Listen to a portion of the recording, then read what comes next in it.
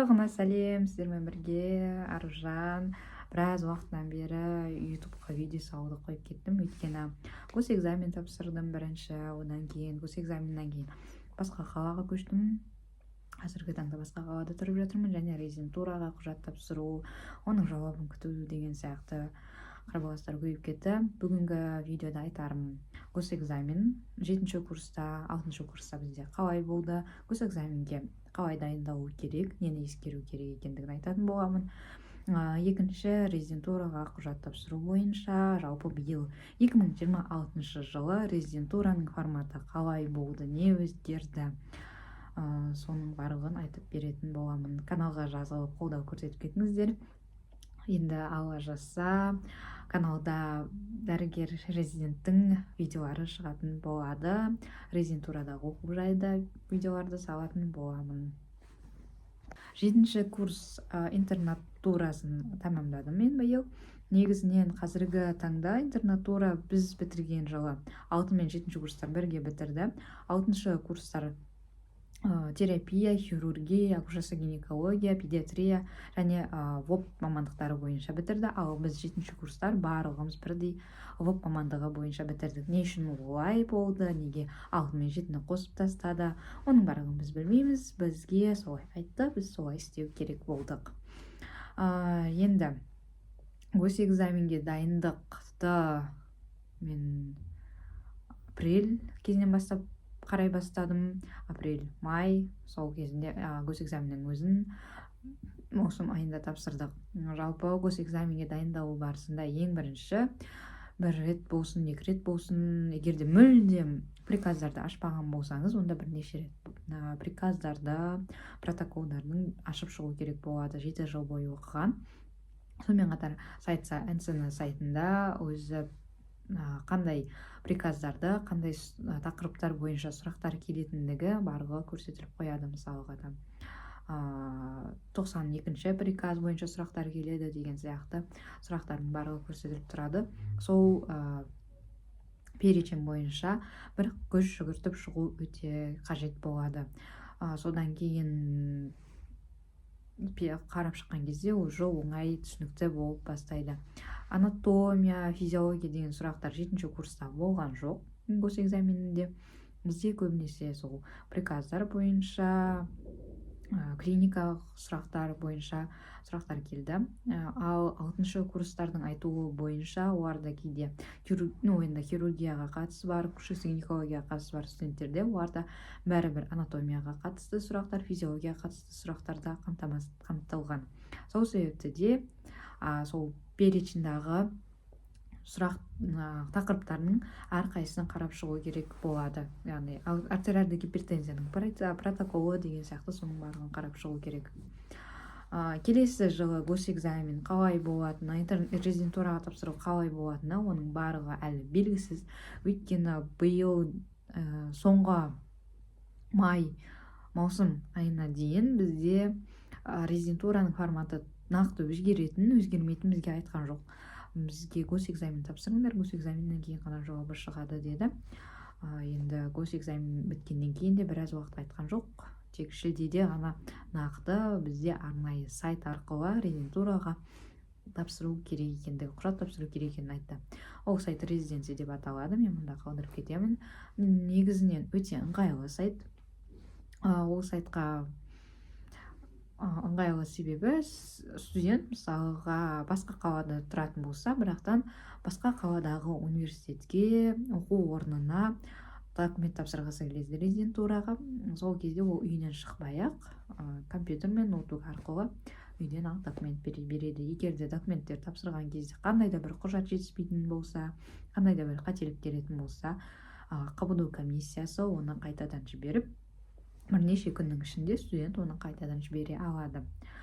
Басында студенттерге жеңілдік жасалды. Негізінен егерде мысалға мен бүгін басқа универді таңдап, оны сол бірінші жіберген универім оны документтеріммен қабылдап қойды. Бірақ та мен ертесіне ол универді ұнатпай қалғандықтан, немесе грант саны ұнамай қалғандықтан деген сияқты мен ауыстырып отозвать ете алатынмын. Солайынан студенттер приемный комиссия документін қабылдап қояды, ертесіне ол өзгертіп тастайды, оның ертесіне басқа документ жібереді, оның ертесіне басқа универге жібереді. Солай өздері каша істеп алды негізінен. Бірақтан кейін приемный комиссияға жалобысын жасап бастады. Бірнеше рет отозвать етуді болмайды, ол уақытты алатындығын түсінбейді. Сол себепті де отозвать деген функцияны алып тастаған кезде жалоба жасап бастады. Егер де мамандық таңдайтын болсаңыз, сол себепті де күту керек. Студенттер қалай документ тапсырып жатқанын, қанша студент тапсырып жатқанын, ол сайтта қанша студент документ тапсырғанын, олардың ортақ балын көре аласыз. Жоғарғы ортақ балды және төменгі, ең төменгі ортақ балды. Ортақ бал дегеніміз 7 жыл бойы оқыған универдегі GPA және де госэкзаменнің бірінші және екінші этаптарының қосындысы. Екеуін қосқан кездегі ортақ балды сайт өзі автоматически көрсетіп тұрады, санап береді. Документ тапсырып қабылдап болғаннан кейін сол сайтта көрсетіледі. Егер де сіздің балыңыз өте жоғары болатын болса, сіздіңкі максималды балл ретінде көрсетіледі және төменгі балл ретінде көрсетіледі. Резидентураның қатысты сұрақтардың барлығын сонда технический бөлімде сұрақтарды қоя аласыздар сол сайттағы. Жалпы резидентураның жауабы сол сайтта шықты. Госгранттың жауабы да, МИО гранттың да жауабы сонда шығады, және де ақылы бөлімнің де жауабы сонда шығады. Онда бірінші бізде госгрантқа қабылдау ашылды, кейін ақылы бөлімге платный, және қазіргі таңда МИОға қабылдау ашылып жатыр. МИОның әлі уақыты бар. МИОның бір ерекшелігі отработка жасайтын регионның отработкасы 5 жылға қажет етеді, және де әр регион, бір өте ыңғайлы деп айтса болады, әр регион өзінің талаптарын сол сайтқа бірден көрсетіп қойған. Мысалыға Ақтөбе облысы немесе Жетісу облысы біздің мынандай талаптарымыз бар, егер де МИОда оқитын болсаң деген талаптарын көрсетіп қойған. Госгранттағы отработка болса, ол бір дегеннен мен отработканы госгрантта Ақмола облысын таңдадым. Яғни бір дегеннен отработканы таңдайтын облысты немесе қаланы бір дегеннен таңдау керек болды. Ақмола облысын таңдап, сол облысқа бөлінген гранттармен оқуға түстім. Қазіргі таңда грант саны 2500 болды. Келесі жылы да ол қатты көбейеді деп айта алмаймын, өйткені мемлекетке қажетті узкий специалисттардың саны солай плюс-минус солай болады деп айтты бізге. Рас, өтірігі сол енді 2500 грант, ол бір дегеннен сол отработка болатын облысқа, қалаға бірден беріледі, оқу орнына бірден беріледі. Алдындары просто оқу орнына, мысалға Астана медицина университеті болса, соған 10 грант и все деген, сол 10 грант оқу бітіргеннен кейін студент өзі қайда барып отработка жасауын өзі білетін. Қазіргі таңда Астана медицина университеті акушерство гинекология 10 грант, оның екеуі Ақмола облысына, екеуі Ұлытау облысына, үшеуі солтүстік Қазақстанға деген сияқты, Қостанайға деген сияқты бірден бөлініп қояды. Сол себепті де таңдау өз еркіңізде болды. Резидентураға құжат тапсыру кезінде аз балмен болса да грантқа түсіп кеткендер болды. Аз бал дегенде биыл енді 9000 студент болғаннан кейін, оның үстіне жұмыс өтілімі бар дәрігерлер болғандықтан, аз бал деген ол 87-ден 89-дан жоғары болды. Яғни көбісі 90-нан жоғары студенттер көп өтті.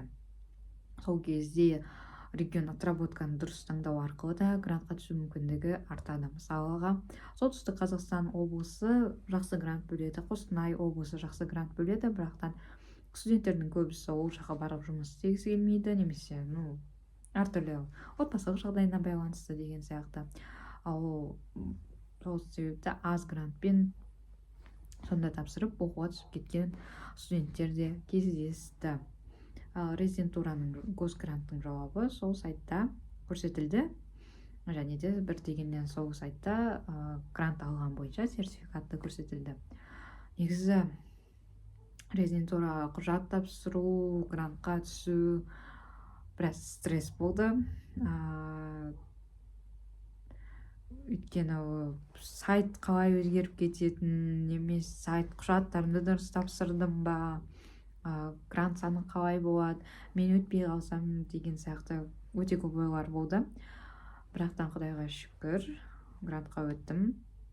Енді грантқа өту үшін не істеу керек дегенді айтып кететін болсақ, GPA-де жақсы болу керек. Өйткені менде GPA жақсы болды, ал госэкзаменнің бағасы 92, бірақтан студенттердің госэкзамендерін кейін жауабы шыққан кезде көрген кезде 95-94 деген сияқты бағалар өте көп. Яғни мен GPA-дің арқасында ортақ балым жоғары болып грантқа өте алдым. Сол себепті де қазіргі таңда мына видеоны 6-шы курсқа өткен студенттер болсын, 5-ке өткен студенттер болсын көріп отырса, барынша GPA-дің бағасын көтеруге әрекет жасау керек. Ары қарай резидентураға түсем, ары қарай оқуға тапсырам дейтін болсаңыздар, ол бәрібір қажет етеді екен. Сонымен қатар научкада өте рөл ойнайды екен. Мен де научный публикацияларым, солардың барлығын сол сайтта көрсетіп қойдым, қай жерде қатысқандығымды, қашан қатысқандығым жайлы да. Жалпы резидентураға келесі жылы тапсырам деп жатқан студенттер болса, сәттілік, уайымдамаңыздар. Негізі резидентураға түспесең де ары қарай жұмыс істеу мүмкіндігі бар. Егер де резидентураға түссең, қаржылай жағынан қиыншылықтар болуы мүмкін бәрібір, ал егер жұмысқа тұрып кетсең, жалпы тәжірибелік дәрігерлер бәрібір жақсы табыс табады. Егер де өзінің жұмысын дұрыс істей алса, басында қорқыныштар болуы мүмкін, кейін істей алса жақсы нәтижеге жетеді. Сол себепті де назарларыңызға рахмет. Каналға жазып тіркеліп кетіңіздер. Сау болыңыздар.